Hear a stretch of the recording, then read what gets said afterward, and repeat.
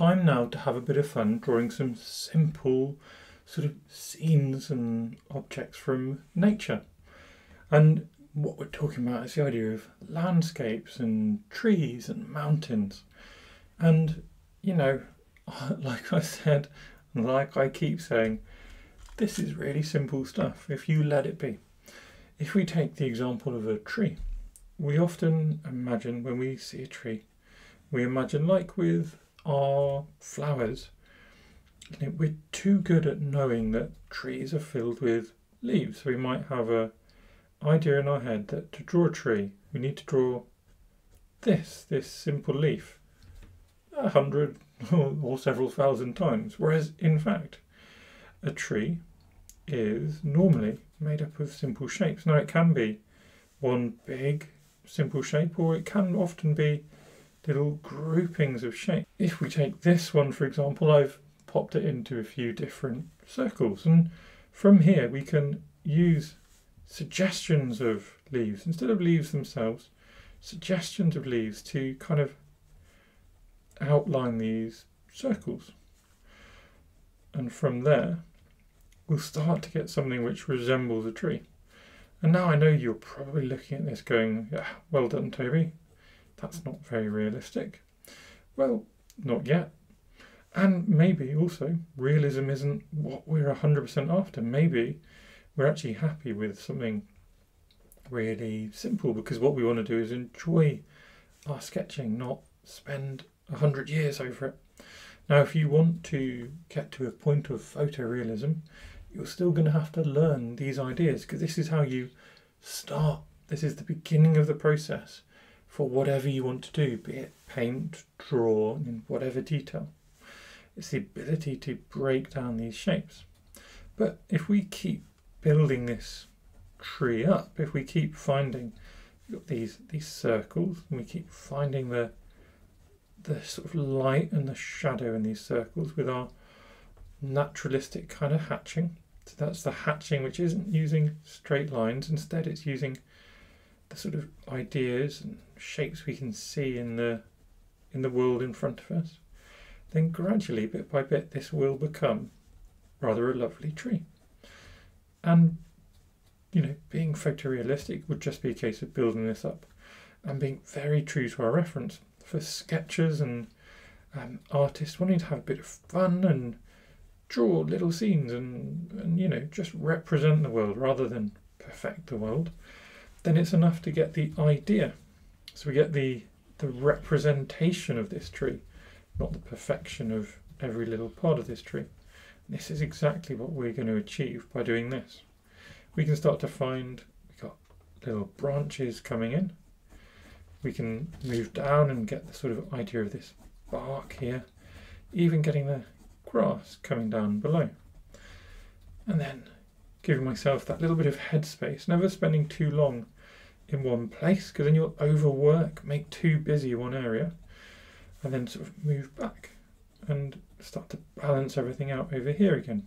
Then I can come down here because my brain's getting tired trying to work through these leaves, and then I can give myself that break and come back. And it's all about being kind to yourself like that, recognizing, you know, if I try and draw this whole sort of one area of leaves all at once, it's going to go wrong. Just because it's hard, it's real sort of concentration, very repetitive.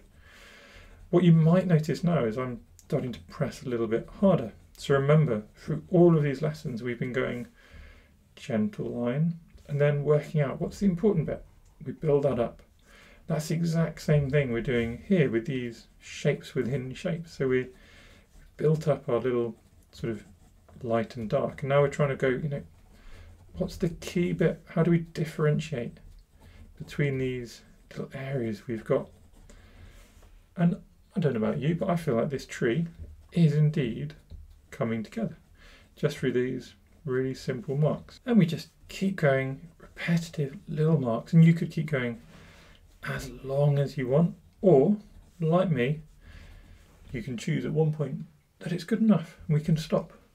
If you want a slightly quicker process, you can do a little bit of hatching, just that linear hatching, just to darken those key areas, and that's not going to ruin anything.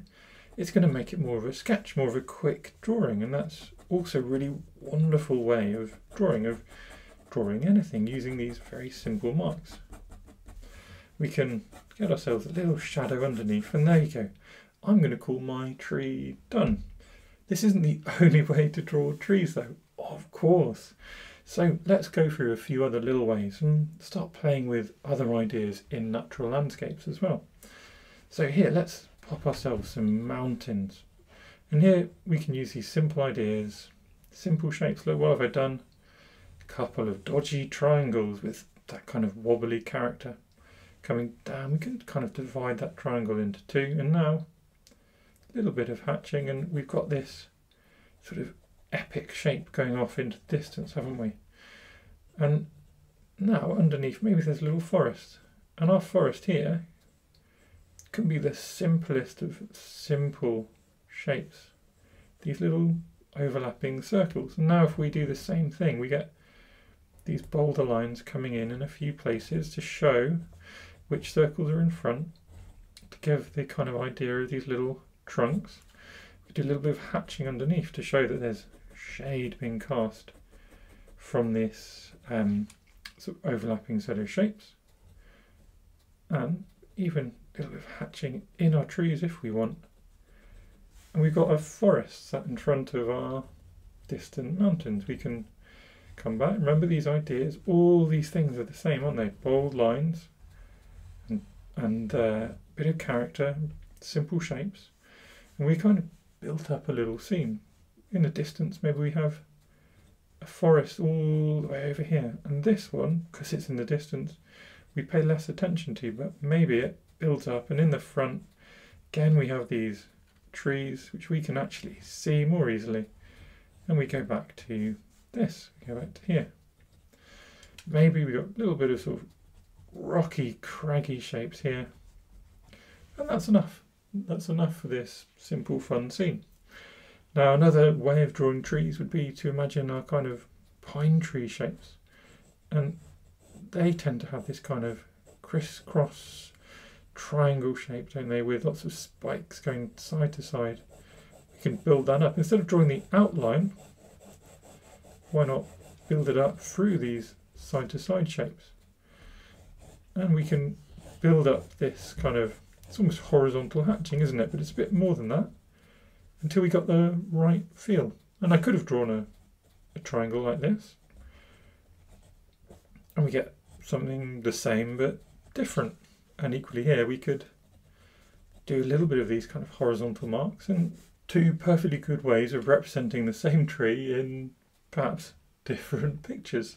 Moving down, I like filling up my pages in sometimes a nice, like here on the side, we've got this very regimented and routine way, but sometimes it's a bit of fun to just dot things around, and you know, this gives us the opportunity just to feel free and fluid as we're doing our little sketches. Another way of representing our tree would be to get those branching patterns in, and then the sense of the leaves, the sense here being that kind of dotty feel. And maybe the reason this is more see-through, unlike these, is because this is that golden autumnal kind of tree, and you can basically see through it. You can see most of the branches. There's not as many leaves on as there were before. With that in mind, perhaps underneath the tree we've got lots of little leaves here, and maybe let's make this into a peaceful little scene. We've got another of our everyday objects, little bench. We can even have someone, maybe a couple of people, just sat on that bench, you know, contemplating the world. Little bushes in the background here, and this is where really, really simple shapes come in. Look at these. These are, for me, these bushes are good enough. Do a little sort of path going in the front, and there we go, a fun, cute little scene. If we take something even more sort of scaled out and different, we could do some distant hills.